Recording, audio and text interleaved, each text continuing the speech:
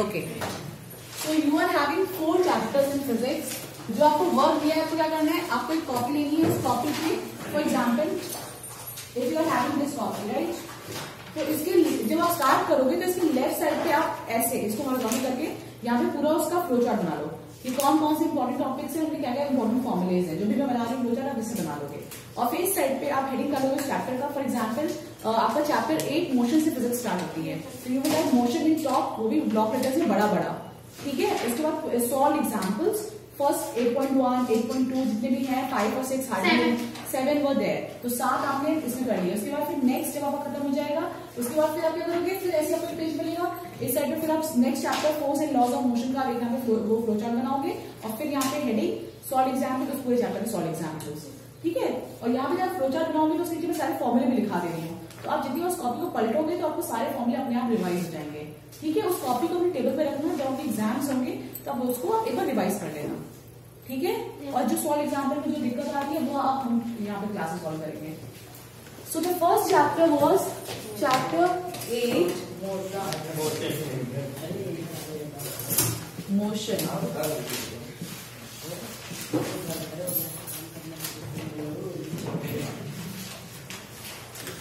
Motion chapters में आपने काफी चीजें पढ़ी हैं। सबसे पहली चीज आपने मोशन चैप्टर में what is motion, state of motion पढ़ा। स्टेट ऑफ मोशन क्या होता है, रेस्ट या फिर body is it in rest और इज इट मोशन, ठीक है। 2 चीजों में होगी। और पहली बार आपने motion in a straight line पढ़ा है, ठीक है, in a straight line when your object is moving in a straight line. जब आपका ऑब्जेक्ट जो है वो किसमें मूव कर रहा है, स्ट्रेट लाइन पाथ में मूव कर रहा है। तो first of all you have studied about motion, और फिर मोशन में आपने 2 टाइप की मोशन पढ़े, types of motion. You have studied about types of motion. Types of motion हमने कितने टाइप की मोशन पढ़े, 2। One is uniform and non uniform motion. यहाँ तक आपको याद है टाइप्स ऑफ मोशन में हमने 2 टाइप के मोशन पढ़े थे, एक तो यूनिफॉर्म मोशन और दूसरा क्या था, non uniform motion. Uniform motion कौन सा था श्लोक, तुम बताओ, कल हमने वहां पे बताया है। यूनिफॉर्म मोशन कौन सा था, Who else want to answer? Yes, Hariom. The object which is moving in a consecutive way. Anyone else? None. Example? Okay. Yes. From the object traveling in period traveling and covering the equal distance in an equal interval of time. Yes. Remember जो हमने class में definition लिखी, sit down all of you. जो class में definition लिखाई थी वो क्या थी, when you cover equal distance in equal interval of time, that motion is known as uniform motion. Equal distance, आप इसको पूरा सेंटेंस में लिखोगे, मैं आपको शॉर्ट में लिख के दे रही हूँ। Equal distance in equal interval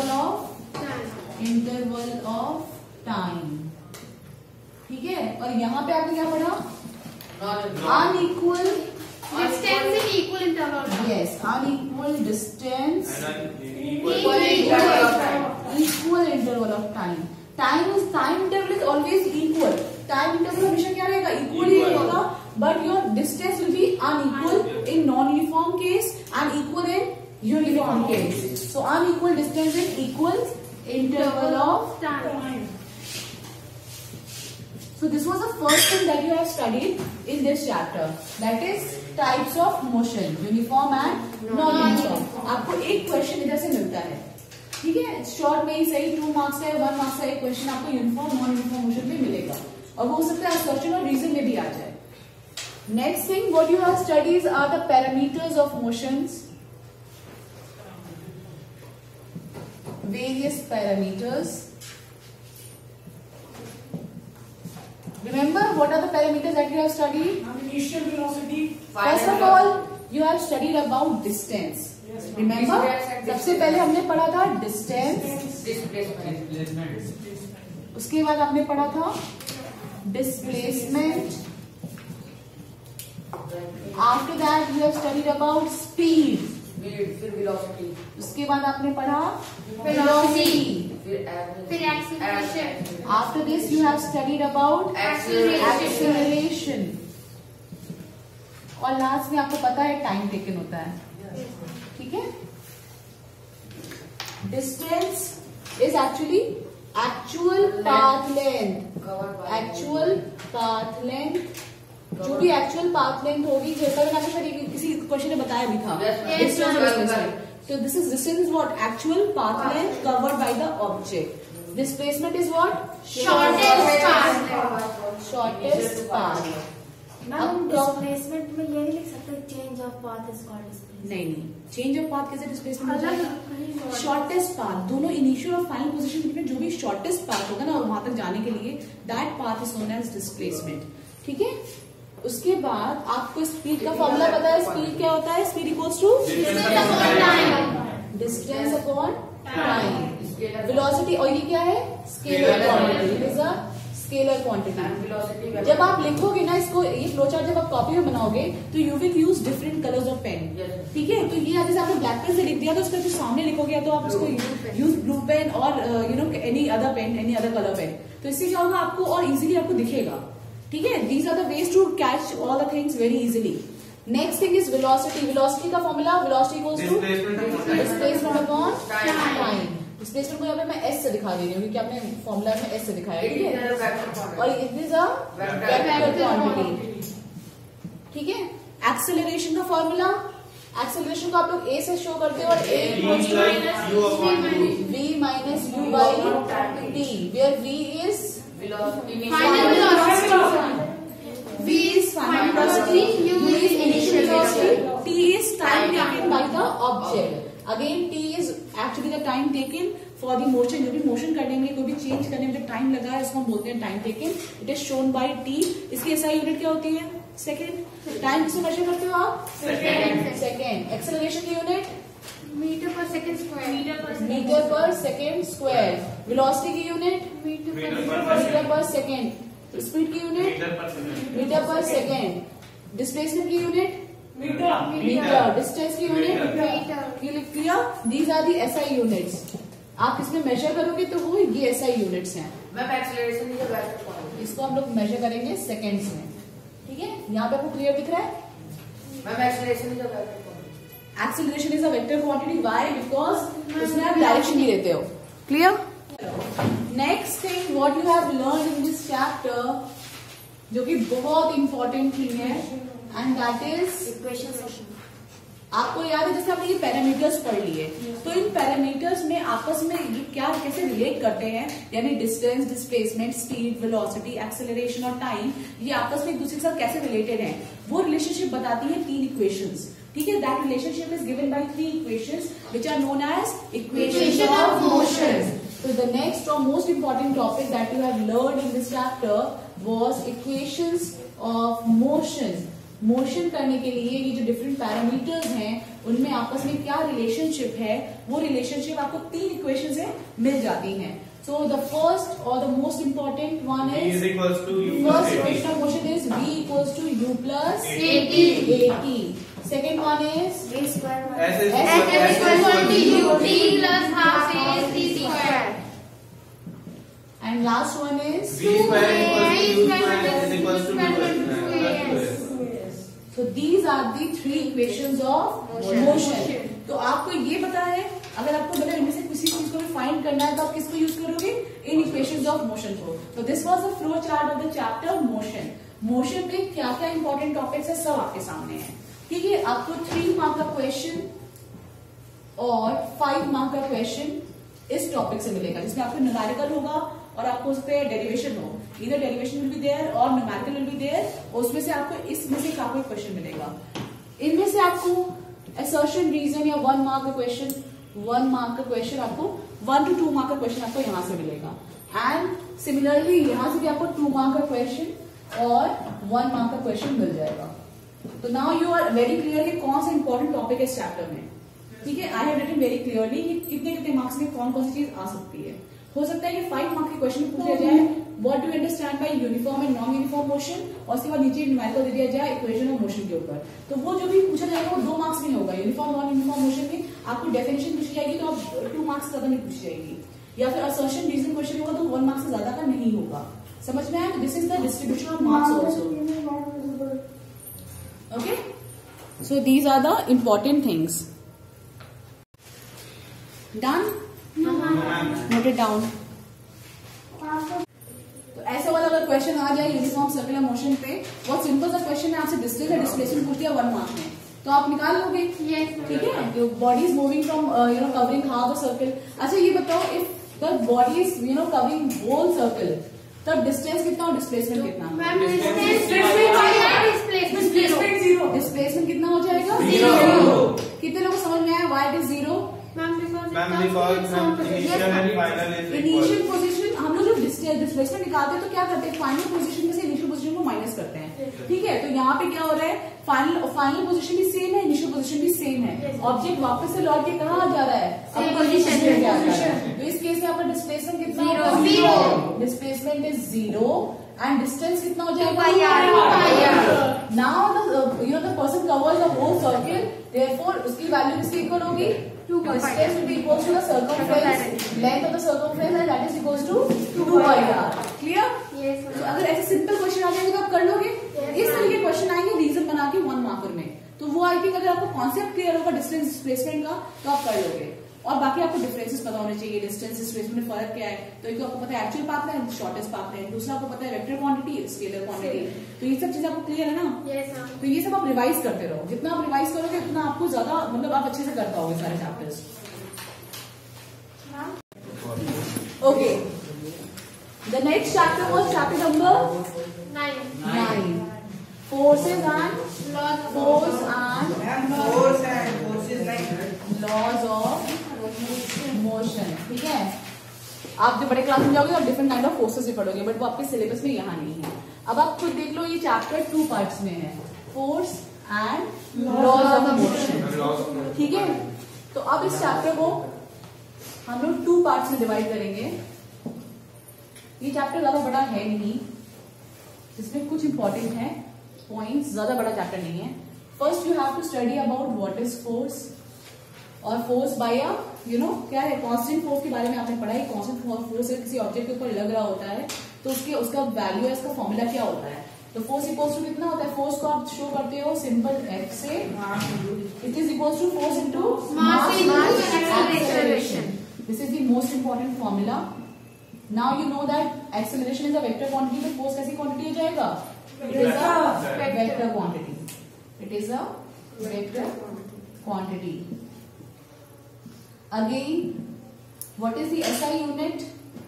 Force की SI unit क्या है? kg मीटर पर सेकंड और न्यूटन. SI unit because आपको पता है मास की यूनिट कितनी होती है? kg. एक्सेलरेशन की मीटर पर सेकंड. और ये मल्टीप्लिकेशन में है तो ये पूरा क्या हो जाएगा, आपस में मल्टीप्लाई हो जाएंगी दोनों यूनिट्स. तो this become how much? kg metre per second square और न्यूटन. ठीक है. Newton simply shown by capital N. So this is the things that you have study और that you have to study about force. Force की definition आप पढ़ोगे. What is force? Force का magnitude क्या होता है? Force equals to mass into acceleration. It is a vector quantity because you know that acceleration is a vector quantity. तो force भी कैसी क्वांटिटी हो जाएगा? Vector quantity. इसकी SI unit kg metre per second square और simply newton. Next thing that you have study in this chapter was laws of motion. There are 3 types of motion. First law. Keep quiet. Digvijay, keep quiet. Put your mask properly. And last में आपने पढ़ा है momentum. Momentum पहली बात उसकी definition पढ़ोगे, उसके बाद law of conservation of momentum है. बट फिलहाल अभी हम इस पे आते हैं. आपने फोर्स पढ़ लिया, उसके बाद है लॉज ऑफ मोशन. इसमें आपने कितने लॉज पढ़े थे बेटा? 3. इनसे एक गिव रीजन टाइप के क्वेश्चन बनते हैं. ठीक है. रीजन टाइप के जो क्वेश्चन होते हैं वो इस टॉपिक से आते हैं. ठीक है. कौन सा लॉ फॉलो हो रहा है, कि किस लॉ की वजह से ये फिनोमेना अकर कर रहा है. तो that reason type of question came from which part? Laws of motion. इनसे आपको न्यूमेरिकल मिलेगा. ठीक है. You will get a numerical from this side. इससे आपको एक न्यूमेरिकल पार्ट मिलेगा कि फोर्स का कहीं पे फोर्स निकाला हुआ तो आपको मास इनटू एक्सेलरेशन करके आपको ये सिंपली फॉर्मूला यूज करना है. First law of motion is known as law of inertia. इस पे एक क्वेश्चन जरूर आता है. गिव रीजन टाइप का क्वेश्चन एक जरूर आता है. आपने inertia of rest, inertia of motion पढ़ा हुआ है. आपने अभी जैसे कल ही हमने क्वेश्चन किया था लगेज वाला if we tie a luggage on the top of a roof, तो क्यों करते हैं? Because inertia of motion. या आप कभी बस में बैठते हो तो आप क्यों आगे की तरफ मूव करते हो जब बस स्टॉप होती है, या पीछे की तरफ क्यों मूव करते हो जब बस स्टार्ट होती है? तो these question are related to law of inertia. Leaves क्यों गिरती है नीचे? So these are all because of law of inertia. ये आपको पढ़ना है। Second law was change in momentum. The rate of change in momentum is known as force. The rate of change in momentum is known as force. ये known as लिखा है, ठीक है? F equals to dt by dt. यहाँ पे P क्या है? Momentum है। momentum is ठीक है? The rate of change in momentum, the rate of change of momentum is known as force. Force equals to क्या होता है? मतलब न्यूटन ने फोर्स की डेफिनेशन सेकेंड लॉ से बताई है, that F equals to dt by dt. किसी बॉडी, हाँ, d का मतलब होता है change, final momentum minus initial momentum upon total time taken, final time minus initial time. ठीक है? जैसे आपने क्वेश्चन किए, ये आप इसको बहुत डिटेल में पढ़ोगे बड़े क्लास में। अभी आपको इतना समझना है न्यूटन का सेकंड लॉ क्या है? Rate of change of momentum is known as force. Force की डेफिनेशन सेकंड लॉ से होती है। And third law is known as action is equal to reaction. Yes, Newton third law is action is equal to, या action force is equal to reaction force. Simple है। बाकी definition आपको detail में पढ़नी है, मैं यहाँ बस शॉर्ट में लिख रही हूँ। बाकी सारी डेफिनेशन आपको, उसकी सारी जो स्टेटमेंट्स है उसको आपको इन्वर्टेड कॉमा में करके लर्न करना है। ठीक है? पूरी अच्छे से सारी एनसीईआरटी मैंने अंडरलाइन भी कराई है, दिखाई दी है क्लास में, तो वो सबको आपको क्या करना है? लर्न करनी है। और बाकी उनका मोटा मोटा क्या है वो मैंने आपको यहाँ पे लिखा दिया है। क्लियर? लास्ट में आप इस चैप्टर में एक कॉन्सेप्ट पढ़ते हो about momentum. Momentum is an another parameter. जैसे भी हमने डिस्टेंस, डिस्प्लेसमेंट, वेलोसिटी, स्पीड पढ़ी थी, ऐसे मोमेंटम भी क्या है? मोमेंटम भी अलग सी क्वांटिटी है जहाँ पे P equals to how much? Mass into velocity. Now मैंने यहाँ पे जो ऊपर एरोज बनाए हैं वो क्या शो कर रहा है? This arrow shows you that this quantity is having magnitude as well as direction. तो ये मोमेंटम कैसी क्वांटिटी होगी? It is a vector quantity. Again एक चीज और बताइए, इसकी एसआई यूनिट क्या हुई? Metre per second. नहीं, मास किसमें हो गया? केजी में, और वेलोसिटी मीटर पर सेकेंड में। तो इसकी एसआई यूनिट क्या हो गई? Metre per second. Anyone is having any doubt? यहाँ तक कुछ ना समझ में आया क्या? क्या इक्वल नहीं हुआ? स्क्रीन नहीं आ रहा है, फोन में। Okay, no issues. P equals to mv or that is equals to kg meter per second. This is the formula for momentum. Next thing that you have studied in this chapter related to momentum. यहाँ से आपको एक question हमेशा मिलता है and that point is law of, अगर आपके पास जगह और स्पेस हो तो आप एक और वहां पे आगे करके लिख लेना, law of conservation of किसका पढ़ा था आपने? मोमेंटम। ठीक है? जैसे आपने law of conservation of mass पढ़ा है केमिस्ट्री में, law of conservation of energy पढ़ा है आपने वर्क एंड एनर्जी में, ऐसे ही इस चैप्टर में आपने मोमेंटम पढ़ा है, तो आपको क्या चीज पढ़नी है? Law of conservation of moment. तो law of conservation of momentum में आपने ये पढ़ा था कि momentum is always conserve. Momentum हमेशा क्या रहता है? कंजर्व रहता है। वो मतलब बिफोर कोलिजन और आफ्टर कोलिजन आपने पढ़ा था, राइट? आपको याद है टू बॉल्स जब आपस में कोलाइड करते हैं तो उसका बिफोर जो मतलब मोमेंटम होता है दोनों बॉडीज का, और प्लस आफ्टर जो बॉडीज का होता है वो क्या आता है? हमेशा इक्वल आता है। तो अगर आपको मैं सीधे यहाँ पे आपको सिंपली वो वाला स्टेटमेंट लिख के दिखा देती हूँ, that m1u1 plus m2u2 is equal to m1v1 plus m2v2। ठीक है? This is the law of conservation of momentum. अगर जैसे आपको यहाँ पे मैं दिखा देती हूँ, this is m1 mass of first ball, this is mass of second ball. It is moving with a velocity of u1, u2. This was before collision, जब कोलाइड नहीं हुए थे, before collision. And उसके बाद ये क्या होते हैं? दोनों आपस में कोलाइड कर जाते हैं, m1, m2, और आफ्टर कोलिजन आपस में दोनों क्या हो जाएंगी? अलग अलग हो जाएंगी, and they start moving with different velocities, v2 and v1, mass body का चेंज नहीं हो रहा है, मास सेम रहता है, वेलोसिटी चेंज रहती है. तो this is what after collision. So you can see that from these diagram also you can understand that this is a law of conservation of momentum. इस पे भी आपको न्यूमेरिकल और एक्सप्लेन करने को आ जाता है, ठीक है, और एक्सप्लेनेशन के समझ में आया. तो या तो आपसे एक्सप्लेनेशन पूछ लेगा that what is law of conservation of momentum, otherwise they will ask you about, they will ask the numerical from it. Second law of motion से न्यूमेरिकल तो आपको फोर्स से मिल जाएगा, ठीक है, उससे मोस्टली प्रूविंग आती है, ठीक है. सेकेंड लॉ ऑफ मोशन जो आप ये देख रहे हो ना, इससे मोस्टली डेरिवेशन या फिर प्रूविंग आती है. डेरिवेशन और proving. Prove that rate of change of momentum is equal to force. तो आपको क्या करना है, सेकंड वाली इक्वेशन को, सेकंड वाले लॉ को पूरा डिराइव करना है, समझ गए. तो इसमें ज्यादातर सेकंड वाली बहुत इंपॉर्टेंट है. इसमें और इसमें जिसमें मैं स्टार बना रही हूँ, इनसे गिव रीजन वाले क्वेश्चन आते हैं. फर्स्ट वाला और जो थर्ड वाला है, इनसे मोस्टली कैसे क्वेश्चन आते हैं, गिव रीजन वाले, कि ऐसा क्यों हुआ. जैसे आपको याद है रॉकेट का जो प्रपोर्शन होता है, रॉकेट अपवर्ड डायरेक्शन में क्यों मूव करता है, किस लॉ की वजह से, third law, action and reaction. Clear. या फिर आप किसी स्टोन को मारते हो और आप हर्ट हो जाते हो, क्यों, action and reaction, third law of motion. ऊपर से कोई चीज गिर रही है और आगे पीछे जा रही हो तो दैट इज इनर्शिया, ठीक है, समझ में आया. तो गिव रीजन वाले क्वेश्चन आते हैं first law and third law से. और सेकंड लॉ से मोस्टली आती है प्रूविंग दैट, प्रूव दैट, यही स्टेटमेंट लिख के आता है, prove that the rate of change of momentum is known as force. तो आपको याद है, आपने पूरा करा हुआ है, इसका पूरा डेरिवेशन है. अगर मैं चैप्टर पढ़ाऊंगी दोबारा से तो I just do this one. Proving मैं बस करके दिखा दूंगी, लेकिन आप प्लीज प्रीवियस वीडियोस देखा करिए, ठीक है. मैं कई बार ही करा चुकी हूँ क्लास में. मैंने इवन जो छोटे वीडियोस बना के व्हाट्सएप पे भी डाले थे प्रूविंग के, मैंने आई वाज टीचिंग दिस, पर आप लोगों ने देखा नहीं होगा. बहुत मेहनत कराते हैं. Now see, work and energy का I have already told, I think a day before yesterday, ठीक है. उससे पहले आई थिंक मैंने 2 दिन पहले, जिस दिन आपका थर्सडे था, थर्सडे वाले क्लास में I have made the flow chart. No ma'am. Yes. Yes, I ma'am. think you were in another class. I have made the work and energy. जिस दिन मैंने आपको टेस्ट भी दिया था, तो वो वाला जो शॉर्ट वीडियो के सेकेंड हाफ में मैंने वो बनाया हुआ है फ्लो चार्ट. तो आप वो वाला फ्लो चार्ट वहां से, यस आपने बनाया ना, वेरी गुड. वो वाला फ्लो चार्ट आप वहीं से नोट डाउन करके बना लोगे. तो लास्ट चैप्टर आपका जो बचता है वो क्या है, जिसका हमें बनाना है flow chart. Chapter number 10, gravitation.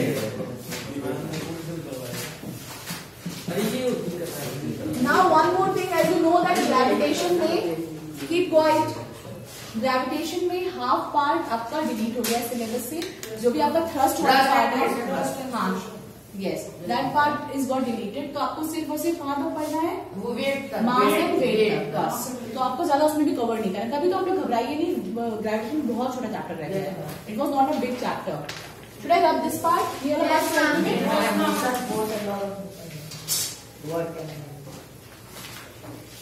should I rub this one? Yes, ma'am.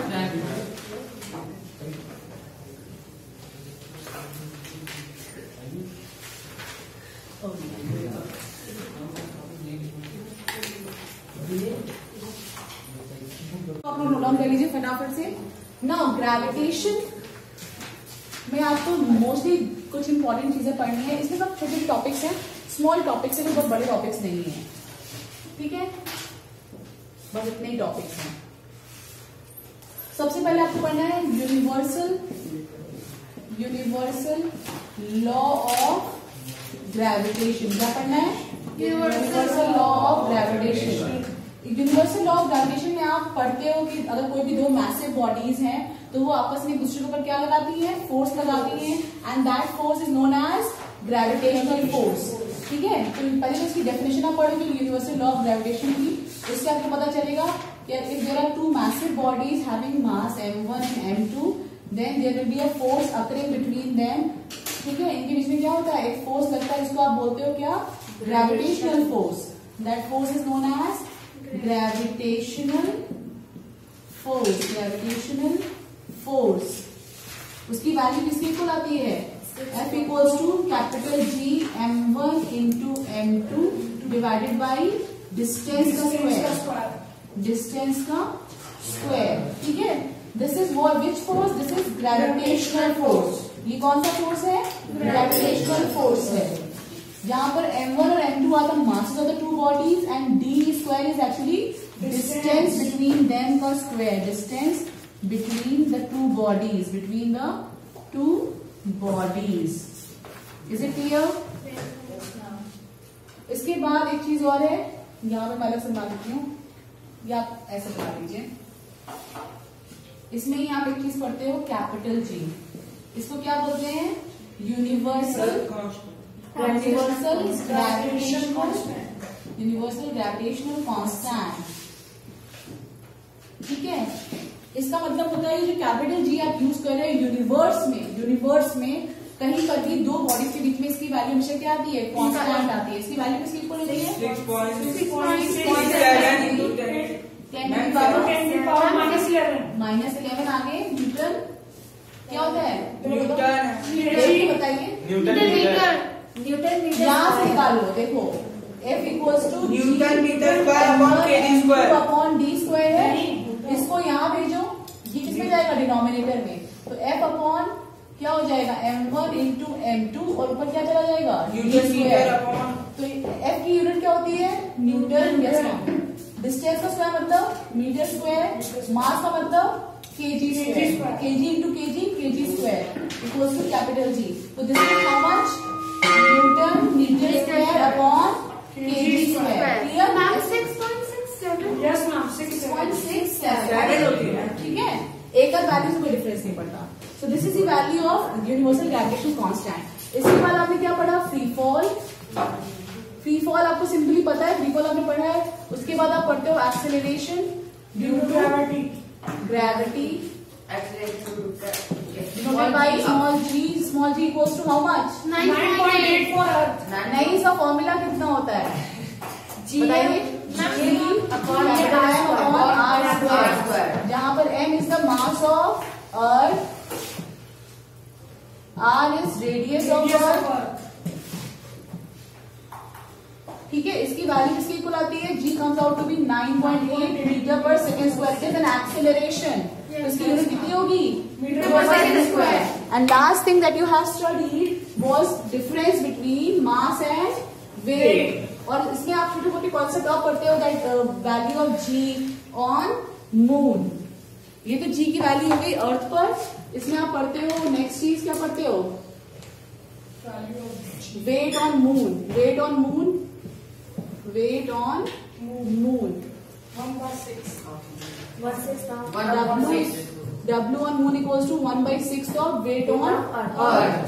ठीक है, एक फॉर्मूला ये पढ़ते हो. लास्ट थिंग, डिफरेंस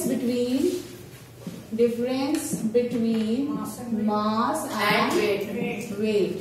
ठीक है, तो इसमें आपने सारे डिफरेंसेस पढ़ रखे हैं. इतना कॉन्सेप्ट है ग्रेविटेशन चैप्टर का.